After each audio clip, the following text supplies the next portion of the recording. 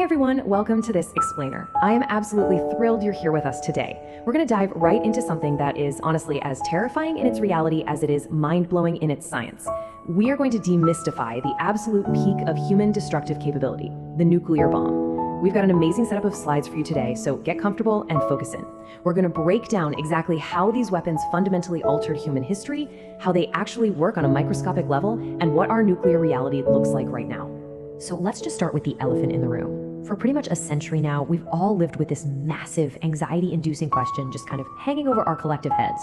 How likely is nuclear war? It's the ultimate fear, right? The very real idea that at any moment, world leaders could literally push a button and plunge us into a level of unprecedented destruction that we've never, ever seen in human history. And just to give you a sense of the sheer scale we're dealing with here, 510 megatons. Between 1945 and 1980 alone, an estimated combined total of 510 megatons of nuclear explosives were detonated worldwide just during testing.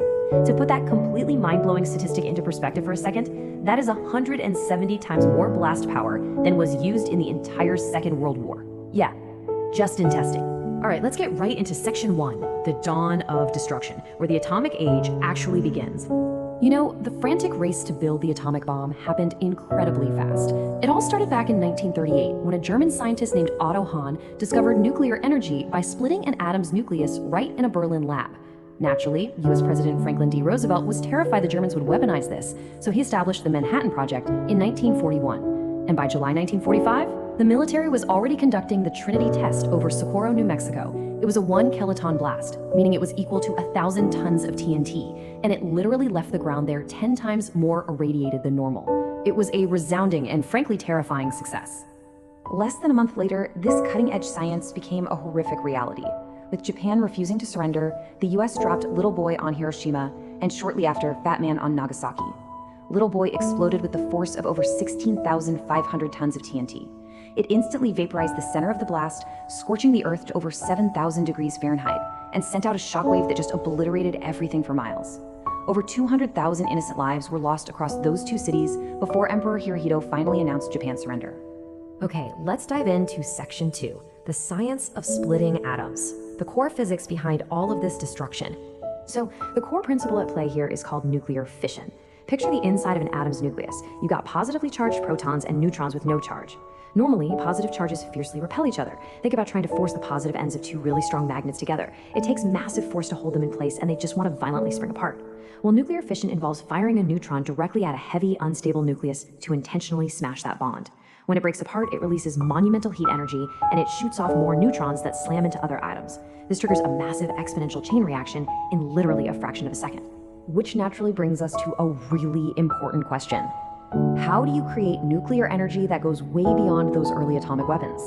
Because as terrifying as those 1945 bombs were, scientists very quickly figured out how to make something much, much bigger. And it all comes down to the massive contrast between two methods. On the left, we have fission, which, like we said, splits heavy atoms like uranium or plutonium. But on the right side, we have fusion. Fusion is what actually powers hydrogen bombs, otherwise known as thermonuclear weapons. Instead of splitting atoms, it fuses tiny hydrogen atoms together. But here is the catch. Because those atoms naturally repel each other, you have to compress them and hit them with an absolute blast of heat. We're talking at least 180 million degrees Fahrenheit. That is 7 times hotter than the center of our sun. See, the sun uses gravity to fuse atoms, but down here on Earth, we have to substitute extreme heat for gravitational pressure. We actually have to use a fission bomb just to trigger the fusion bomb. Let's move into section 3, anatomy of a nuclear bomb. How mad scientist engineering actually weaponizes this chaotic physics. The engineering leap they had to make here was immense. That first bomb, Little Boy, used a pretty simple gun-type design, basically firing one piece of uranium-235 into another. But Fat Man, that was powered by plutonium-239, which was highly unstable and would actually detonate prematurely if you tried that gun design. So they had to invent a brilliantly terrifying symmetrical implosion. Basically, precise blocks of conventional explosives surround a plutonium core. When they detonate, the shockwave travels inward perfectly symmetrically, crushing the plutonium sphere until a device inside shatters that injects neutrons and kickstarts the entire apocalyptic chain reaction. Now, you might assume these bombs are dropped to hit the ground, right? Actually, for maximum destructive potential, nuclear weapons are detonated in the air. They use highly specialized circuitry to detect their altitude and explode before impact. Why? Because an aerial detonation sends out a shockwave that smashes into the earth, rebounds, and then combines with the initial blast to form an even larger, way more devastating shockwave. It vastly widens the explosion radius and, of course, forces the pilots dropping them to skedaddle incredibly quickly. Which brings us to the ultimate, terrifying extreme of nuclear testing: 57 megatons. Just let that colossal number visually sink in for a second, especially when you remember that Hiroshima was only 15 kilotons. Back in 1961, the Soviet Union tested a hydrogen bomb known as the Tsar Bomba. It was 3,800 times more powerful than the Hiroshima bomb. This 26-foot-long, 27-metric-ton behemoth was literally so massive it couldn't even fit inside the bomber plane. They had to strap it underneath.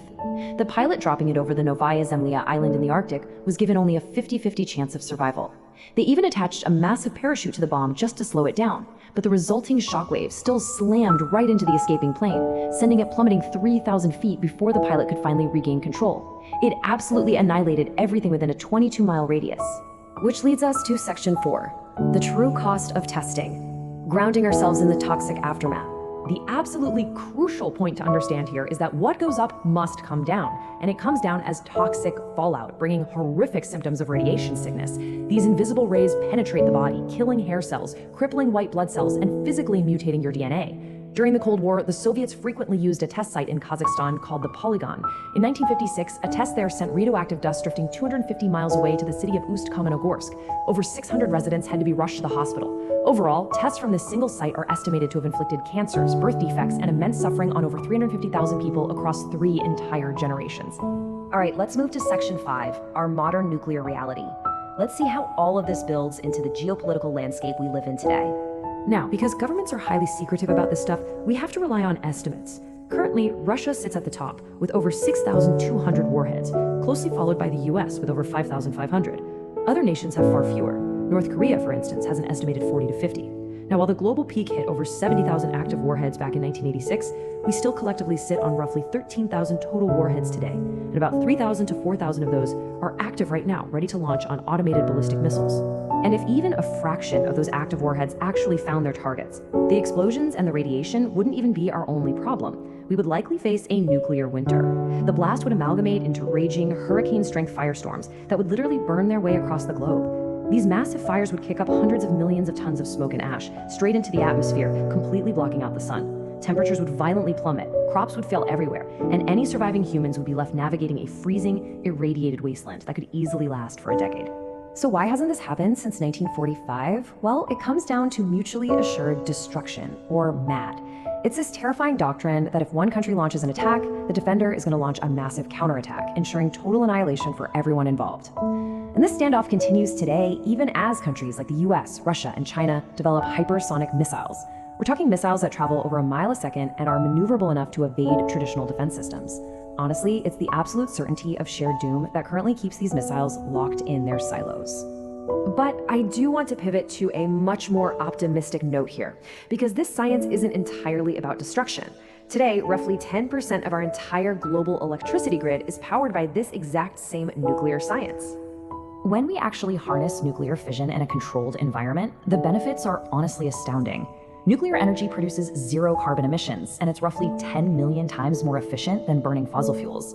Plus, the medical field uses our understanding of radioactive decay to formulate highly precise radiation treatments, targeting and killing cancer tumors without destroying the healthy cells around them. We even use it to eliminate harmful bacteria in our food supply. So we are actively using this incredible atomic knowledge to power our future and save lives without polluting the atmosphere. As we wrap up this explainer, I want to leave you with a profound and maybe somewhat uncomfortable thought to chew on. Has the threat of nuclear weaponry actually prevented another global-scale conflict? It's a really heavy question. Since the dawn of the atomic age, we haven't seen a conflict on the scale of World War II. Is it possible that our capacity for total, unmitigated destruction has, ironically, been the very thing maintaining our fragile global peace? Think about that the next time you look up at the sky. Thank you so much for focusing in and learning with me today. Keep asking those big questions, and I'll catch you in the next explainer.